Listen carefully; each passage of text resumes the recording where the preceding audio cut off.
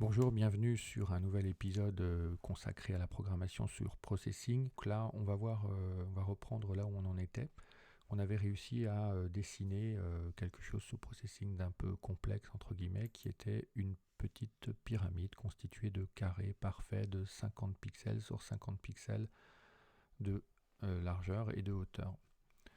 Donc là où on en est resté, on a réalisé un code qui est parfaitement fonctionnel et qui atteint ses objectifs, à savoir la production d'une pyramide graphique. Ce qu'on va essayer de faire, c'est de rendre les choses un peu plus programmées. Programmer, ça consiste certes à aligner des commandes de code, mais ça consiste à conceptualiser en fait des actions pour l'ordinateur. C'est ce qu'on appelle un algorithme. Donc là, en l'occurrence, si je fais une analogie avec un chef de chantier, si je demande à quelqu'un en tant que chef de chantier de faire un trou, je ne vais pas, comme je viens de le faire ici pour la pyramide, lui demander de creuser, creuser, creuser, creuser là, creuser là, creuser ici, creuser là, creuser ici, creuser là, creuser ici, creuser là, etc. Je vais lui expliquer que creuser, ça consiste à prendre une pelle et à retirer de la terre toujours au même endroit, et je vais lui indiquer à quel endroit je veux faire un trou et à quelle profondeur, jusqu'à quelle profondeur je veux qu'il aille. Et puis logiquement, si la personne est normalement constituée, elle va comprendre, elle ne va pas bugger si je puis dire, et deuxièmement, elle va s'arrêter une fois qu'elle aura atteint l'objectif que je lui ai donné. Ici c'est pareil, il faut que dans ma programmation, j'arrive à conceptualiser l'ordre, à décrire ce que je veux que l'ordinateur fasse, avec un principe simple de non-répétition et d'abstraction en fait de la commande que je lui demande de réaliser. Ce qu'on va tout de suite aborder, c'est la notion de variable. Une variable, vous le savez peut-être déjà, donc je vais essayer d'aller vite, c'est une case mémoire dans l'ordinateur dans laquelle on peut stocker des données que l'on va pouvoir modifier, d'où la notion de variable. Donc la variable, quand on veut en créer, on indique sa nature. La nature, elle peut être de différents ordres. Ça peut être un type de nombre, un nombre entier ou un nombre à virgule. Ça peut être aussi une chaîne de caractères. Alors imaginez qu'une variable, ce soit un tiroir dans une grande commode. La commode, c'est la mémoire de l'ordinateur. Et cette mémoire, elle est constituée de tiroirs. Et dans chacun des tiroirs, vous allez y stocker des objets différents. Le tiroir du haut, c'est les chaussettes. Le tiroir du bas, c'est les porte-clés. Le tiroir de gauche, c'est votre argent, etc. Donc ce sont des données bien distinctes. Et chaque tiroir, en fait, vous ne pouvez stocker qu'un certain type de données à l'intérieur. Le tiroir de chaussettes, vous n'y mettez que des chaussettes, vous n'y mettez pas à la fois votre argent et vos porte-clés, ou alors vous n'êtes pas très ordonné. La mémoire de l'ordinateur, c'est exactement pareil. Quand vous définissez un nouveau tiroir pour stocker une information, vous devez indiquer en premier lieu quel type de données vous allez stocker à l'intérieur. Donc, eh bien, on l'indique en tapant ici, par exemple, int, qui est pour le mot anglais integer, entier.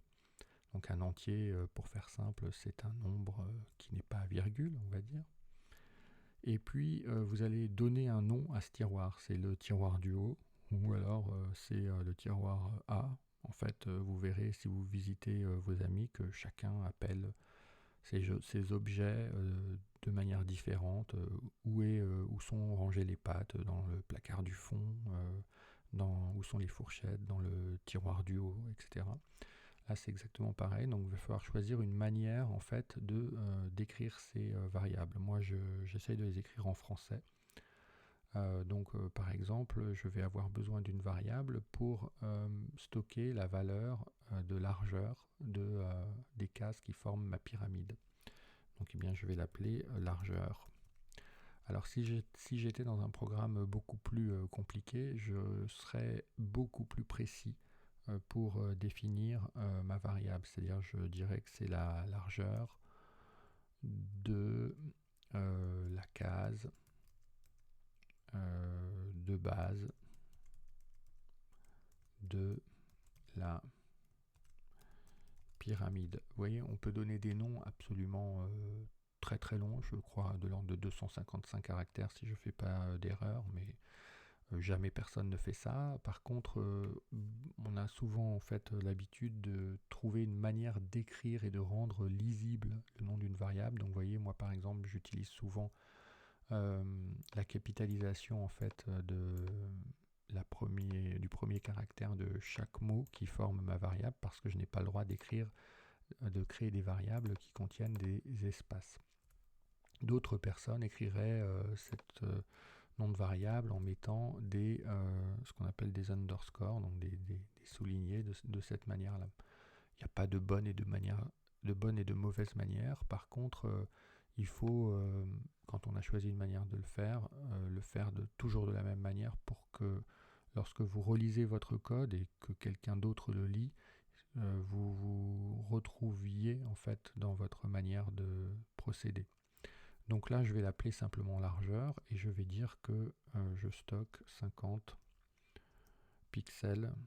Alors, en l'occurrence, c'est des pixels, mais le chiffre 50 dans ce tiroir. Une fois que j'ai fait ça, si je lance ma pyramide, ça va être strictement la même parce que la largeur en question, je ne l'utilise nulle part. Donc là, je vais ici remplacer le chiffre 50 par le mot largeur. Que fait le programme? Eh bien, c'est simple. Quand il exécute le programme, il trouve la variable largeur. Il sait avant ce que c'est, puisqu'on identifie, on déclare l'utilisation d'une variable avant de l'utiliser, ce qui paraît assez logique. On fabrique la commode et ses tiroirs avant d'y mettre des choses dedans. Et donc quand je parle de largeur, le programme se réfère à la variable largeur, va voir ce qu'il y a dedans et remplace en fait le nom largeur par la donnée qui est contenue dans la variable. Donc là, ce que je vais faire, c'est que je vais copier le mot variable en lieu et place dans toutes mes commandes de l'indication numérique de la largeur.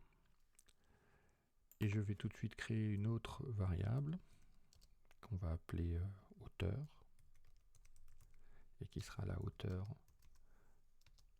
des cases qui forment ma pyramide. Et de la même manière, je peux répercuter cette information ici. Voilà, si je lance le programme, j'obtiens strictement la même pyramide, ce qui est tout à fait normal. Le fait de faire ça, ça a un intérêt, c'est que vous allez pouvoir modifier en une seule fois les variables sans devoir réécrire votre code. Si je veux changer la largeur, je vais par exemple faire une largeur de 40 pixels, et je vais relancer ma pyramide, et bien j'ai des largeurs de 40 pixels, donc j'ai des trous qui s'affichent puisque j'avais prévu ici des décalages de 50 en 50 pixels pour pouvoir fabriquer mes lignes de la pyramide. Mais hormis cette absence d'optimisation encore du code, mais qu'on va corriger progressivement, vous voyez que quand je veux modifier une valeur, je n'ai à le faire qu'à un seul endroit. Et ça, c'est quelque chose qui est extrêmement pratique, car cela vous permet de tester différents environnements, différentes configurations de réalisation de votre programme. Et cela vous permet donc de gagner du temps ensuite en concision. Ici, on n'a pas encore la concision, mais on a déjà l'abstraction, qui est quelque chose de très important quand on programme. Il faut conceptualiser les choses. Faire un algorithme en programmation, c'est à la fois rechercher la concision, décrire une action, mais la description, ça consiste à conceptualiser les choses le plus possible, parce que c'est comme ça qu'on obtient de la concision. Donc là, on n'a pas encore la concision, mais on a un début de conceptualisation au sens où on ne parle plus de données d'indication numérique précise, mais on se réfère à une idée de largeur et une idée de hauteur qu'on utilise en fait dans notre programme, là où on en a besoin.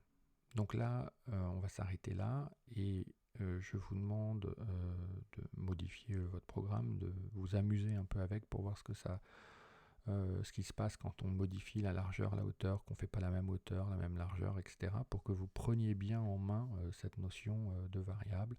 Et je vous retrouve dans une prochaine vidéo pour parler de boucles de programmation.